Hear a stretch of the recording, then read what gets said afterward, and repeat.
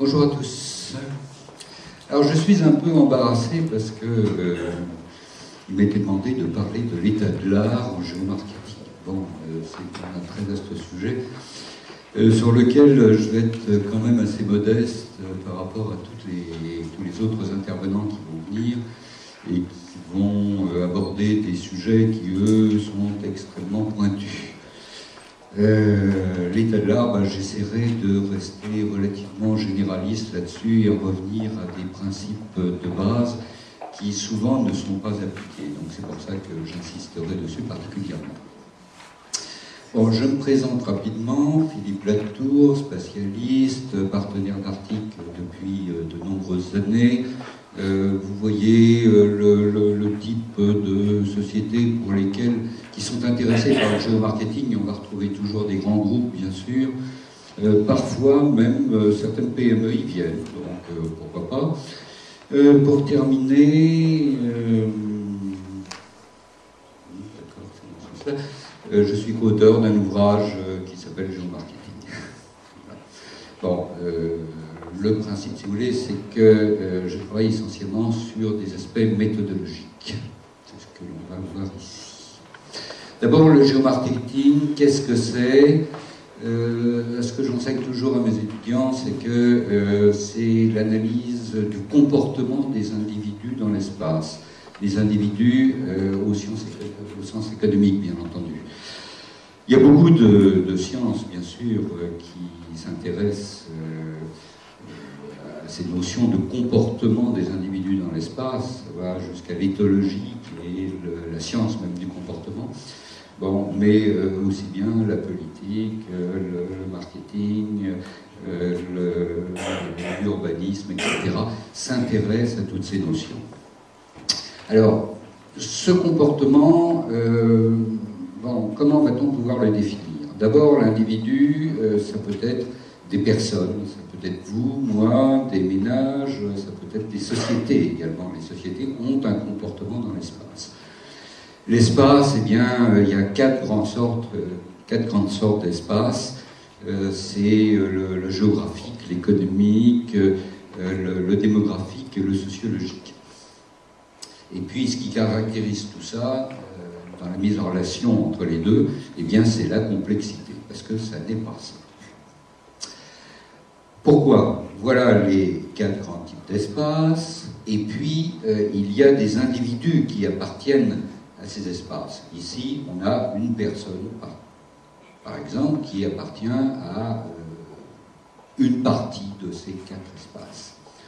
Mais on a une autre personne qui est son épouse, par exemple, donc ça, les deux personnes forment un ménage, qui appartient, son épouse appartient aussi à des catégories d'espace parmi les quatre en question. Mais ce n'est pas tout à fait les mêmes.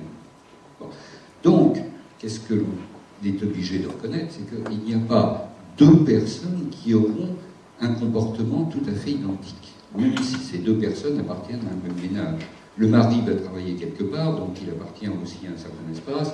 L'épouse, soit elle reste à la maison, soit elle va travailler ailleurs, donc elle appartient aussi à un autre espace.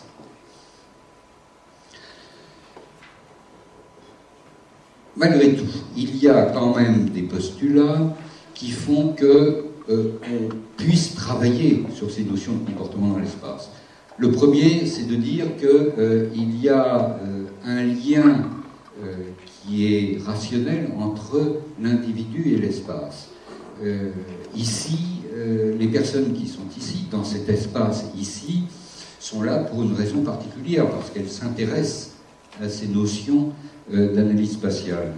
Bon, ça n'est pas quelqu'un qui, en passant à Tours, est arrivé sur l'avenue Marcel Dassault, et puis s'est dit, tiens, il y a un bâtiment là, je vais rentrer, je vais voir ce qui s'y passe. Il n'est pas venu par hasard. Donc, il y a un lien rationnel. En entrant ici, globalement, vous avez compris que vous alliez assister à des conférences. Vous n'êtes pas venu ici comme vous seriez allé au ski, ni à la piscine. Vous n'avez pas porté votre maillot de bain. Donc, il y a un comportement spécifique à l'espace dans lequel vous vous trouvez. Et puis, les individus qui sont pris au hasard dans un même espace ont tous un comportement qui est homogène, qui est relativement homogène. Vous êtes tous assis, vous m'écoutez gentiment, vous avez un comportement qui est relativement homogène par rapport à l'espace où vous vous trouvez. Alors, on ne peut pas dire que les populations de telle catégorie de CSP, compris entre tel et tel âge, ont un comportement qui est spécifique, mais ce que l'on va pouvoir dire, c'est que des populations dans certaines tranches d'âge, avec, par exemple, une formation, mais ce n'est qu'un exemple, vont avoir un comportement qui est homogène dans un espace donné, lorsqu'ils vont faire, par exemple, leur achat à Paris 2, à Vélizy, ou bien ici, dans un centre commercial à Tours. Bon, après cette petite introduction, on va passer à des choses qui reposent sur la problématique que l'on rencontre dans le domaine de ces représentations spatiales. Alors, bon, tout ce qui rentre dans le géomarketing, c'est des données de type cartographique, bon, des cartes, des référentiels et puis des outils pour les traiter. Par exemple, carte et données est un outil de traitement de cartes et de référentiels. On utilise des statistiques. Alors les statistiques, bon, j'ai mis l'INSEE en premier parce que c'est quand même le fournisseur national de statistiques et certainement l'organisme qui est le plus respectueux des normes statistiques et sur lesquelles on peut avoir confiance dans les données qu'il publie. Il y a du marketing. Bon, le marketing, ça se limite aux méthodes, bien sûr. Et puis, dans le domaine des données, alors il y a des données nominatives, c'est des fichiers, hein, par exemple. Bon, un fichier de particulier, un fichier d'entreprise. On utilise un certain type d'outils, des outils de restructuration de données en particulier. Et puis, il y a aussi des données comportementales, qui viennent de panels, qui viennent d'enquêtes, etc.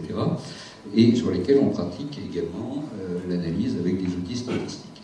Bon, le tout rassemblé va nous permettre de faire du géomarketing. Alors, j'espère que je vais choquer personne, surtout parmi les géographes, s'il y en a parmi vous, mais ça ne vient pas de moi, ça vient de Philippe Rekasevix, qui est un géographe bien connu qui travaille pour le monde diplomatique et qui fait toutes les cartes quasiment du monde. Et il écrit un article très intéressant dans le monde diplomatique de février 2006 qui était intitulé « La cartographie entre science, art et manipulation ». Et en particulier, il dit que la carte n'offre que ce que le cartographe ou son commanditaire veut montrer. Et puis il ajoute encore quelque chose de bien pire, mais qui est réel, je vous montrerai des exemples, que ces cartes ne donnent qu'une image tronquée, incomplète, partiale, voire même, il utilise le mot trafiqué de la réalité. Alors vous voyez jusqu'où on peut aller avec les cartes. On dit qu'on peut faire raconter n'importe quoi des statistiques, mais avec les cartes, c'est bien pire. Un exemple. Le STRIF, le schéma directeur de l'Île-de-France, qui a été fait par un organisme que l'on considère pourtant comme sérieux, qui s'appelle IOPIF. Voilà le genre de carte que l'on publie. Alors, l'approche par faisceau. Réduire les inégalités territoriales, sociales et environnementales, voilà ce qu'on vous montre. Je ne sais pas si quelqu'un comprend quelque chose à ça, mais les élus de l'Île-de-France n'y ont strictement rien compris.